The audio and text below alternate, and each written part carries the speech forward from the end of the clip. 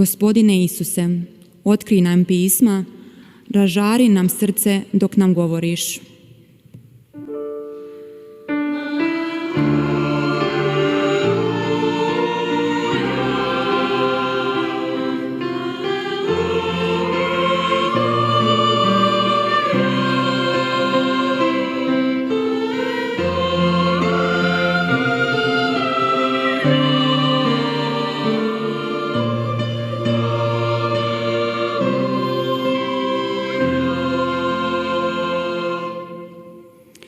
Gospodin s vama. Čitanje Svetog Evanđelja po Luki.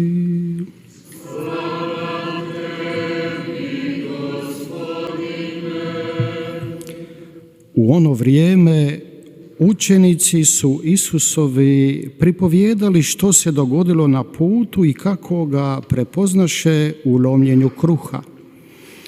Dok su oni o tom razgovarali, stane Isus posred njih i reče im: mir vama. Oni, zbunjeni i prestrašeni, pomisliše da vide duha. Reče im Isus: zašto se prepadoste? Zašto vam sumnje obuzimaju srce? Pogledajte ruke moje i noge, da ja sam. Opipajte me i vidite, jer duh tijela ni kostiju nema, kao što vidite da ja imam. Rekavši to, pokaza im ruke i noge, i dok oni od radosti još nisu vjerovali, nego se čudom čudili, on im reče: imate li ovdje što za jelo? Oni mu pruže komad pečene ribe, on uzme i pred njima pojede. Na to im reče: to je ono što sam vam govorio dok sam još bio s vama. Treba da se ispuni sve što je u Mojsijevu zakonu, u prorocima i u psalmima o meni napisano. Tada im otvori pamet da razumiju pisma, te im reče: ovako je pisano: Krist će trpjeti i treći dan ustati od mrtvih, i u njegovo će se ime propovijedati obraćenje i otpuštenje grijeha po svim narodima, počevši od Jeruzalema. Vi ste tomu svjedoci. Riječ Gospodnja.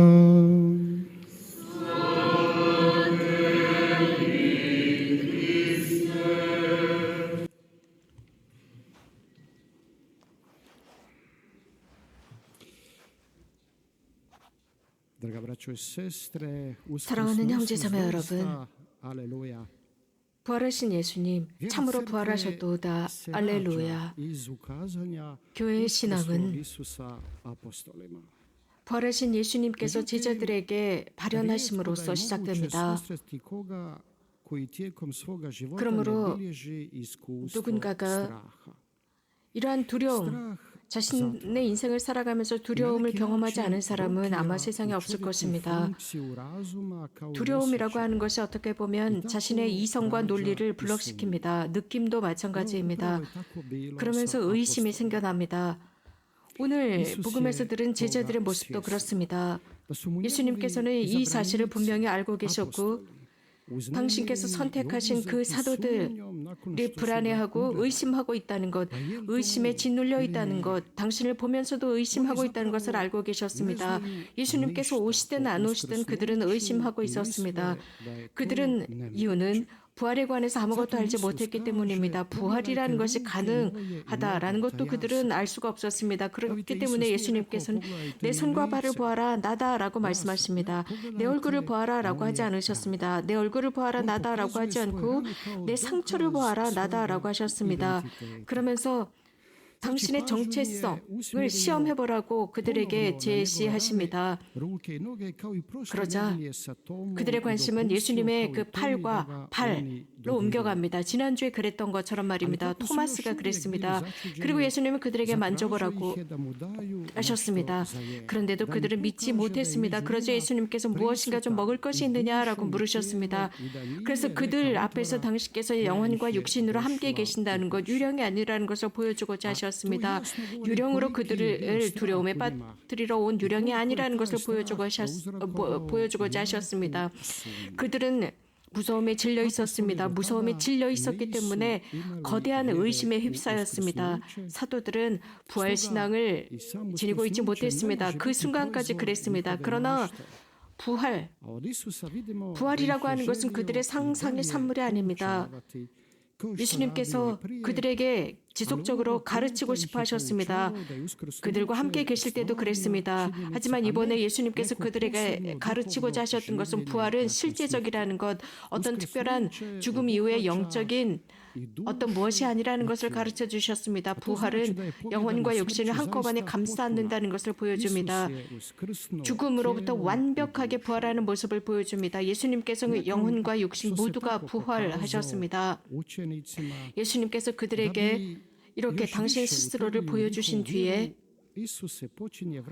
그들의 믿음을 강하게 해주시기 위해서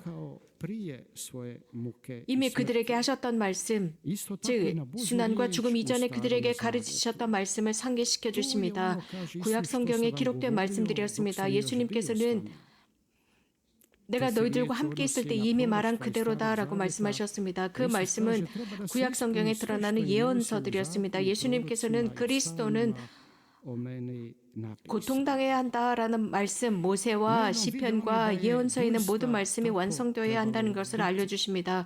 이런 말씀을 하실 때 그 제자들은, 사도들은 예수님이 누구인지를 알았습니다. 깨달았지만 완벽하게 믿을 수가 없었습니다. 그들의 마음은 준비되어 있지 않았기 때문입니다. 이미 분명했던 것은 그분은 그리스도는 고통당해야 했습니다. 그리스도는 고통당함으로써 모욕당함으로써 들어 올려져야 한다는 것을 알았습니다. 예수님께서 여러 번 그들에게 이러한 말씀을 하셨습니다. 아주 흥미로운 것은 예수님의 지상 사명은 이렇게 말할 수 있습니다. 어떻게 보면 길 잃은 양들, 이스라엘의 길 잃은 양들에게만 제한적이었습니다. 그러나 예수님께서 부활하신 뒤에 사도들을 통해서 당신의 사명은 온 세상에 확산되었습니다. 그렇기 때문에 예수님께서는 부활하셔서 오늘 그들에게 말씀하셨습니다. 회개와 죄의 용서를 모든 민족에게 선포하라고 했습니다. 모든 민족이라고 하셨습니다. 그렇게 할 때 사람들은 용서받을 것이고 즉 부활하신 그리스도를 통하여 죄를 용서받을 것이며 회개하고 용서받음으로써 모든 사람들이 신성의 삶에 참여할 수 있다는 것을 보여주셨습니다. 신성에 함께 참여할 수 있다는 것입니다. 이 두 가지 것은 바로 교회의 사명이기도 합니다. 교회의 원칙이기도 합니다. 부활하신 그리스도, 이것은 성경에도 기록되어 있습니다. 그래서 부활하신 예수님과 성경을 선포하는 것, 이것이 교회의 사명입니다. 죄를 용서해주고 회개를 선포하는 것, 모든 민족에게 선포하게 합니다. 부활하신 예수님께서는 이렇게 당신의 사명을 교회에 맡기십니다. 그래서 모든 사람들에게 죄의 용서가 확산되도록 했습니다. 죄의 용서는 십자가로부터 나옵니다. 그리고 그 십자가로부터 영광이 드러납니다. 하느님의 사랑이 드러납니다. 우리 각자를 위한 사랑의 드러남 계시입니다. 이것은 하느님의 선물이고, 그러나 이 선물은 자동적인 것이 아닙니다. 인간 편에서의 대답이 필요합니다. 회개가 필요합니다. 예수 그리스도를 향한 믿음이 필요합니다. 이러한 요소가 없다면 우리는 하늘나라에 들어갈 수 없습니다. 우리들이 해야 하는 것은 우리들의 회개의 표시로서 예수 그리스도 하느님의 계명을 충실하게 지키는 것입니다. 특별히 사랑의 계명입니다. 예수님께서는 그 당시에 제자들에게도 이렇게 요구하셨고 지금 현대를 사는 우리들에게도 요구하고 계십니다. 현대를 사는 우리나 당대 예수님의 제자들 모두는 사랑 때문에 사람들이 그분의 제자임을 알아보았고 그리스도임을 알아봅니다. 사랑은 예수님을 드러냅니다. 제자들, 사도들은 이 모든 것을 증인하도록 불려졌습니다. 예수님께서는 너희들은 하느님의 사랑의 증인이 되라 하셨습니다. 또 우리가 잘 알고 있는 것은 우리 모두가 죄인이라는 것입니다. 죄가 우리들을 멸망시킨다는 것도 잘 알고 있습니다. 그래서 우리는 지속적으로 회개해야 하고 참 회개의 길, 하느님과의 참 회개의 길, 이웃과 우리 자신과의 회개의 길을 지속적으로 걸어가야 합니다. 하지만 우리가 잘 식별해야 하는 것은 우리가 죄로부터 나올 수 있다는 것, 승리할 수 있다는 것을 분명히 알아야 합니다.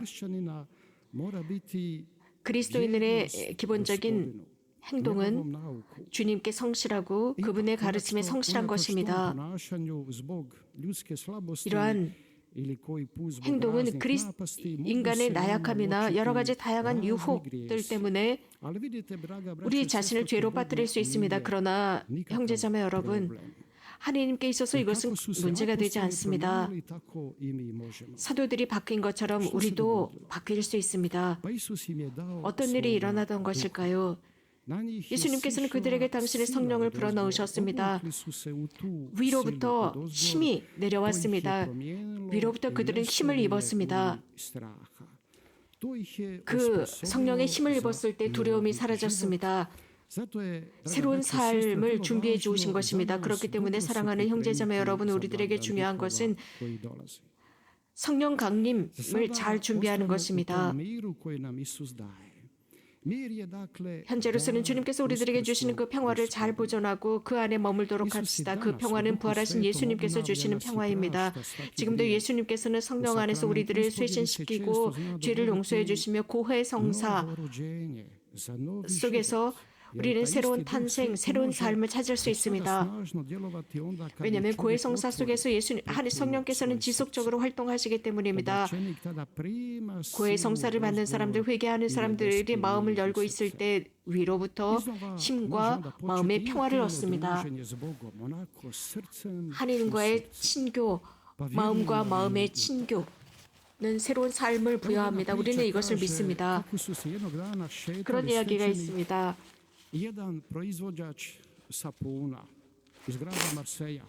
어떤 신부님과 비누를 만드는 사람, 여러분들 마르실리아라고 하는 빨래 비누 알 것입니다. 이 비누를 만드는 두 사람이 산책을 하고 있었습니다. 그러다 어느 날인가 그 산책을 하면서 비누를 만드는 사람이 사제에게 물었습니다. 왜 이렇게 하나님께서 계시는데 왜 이렇게 많은 고통이 있습니까?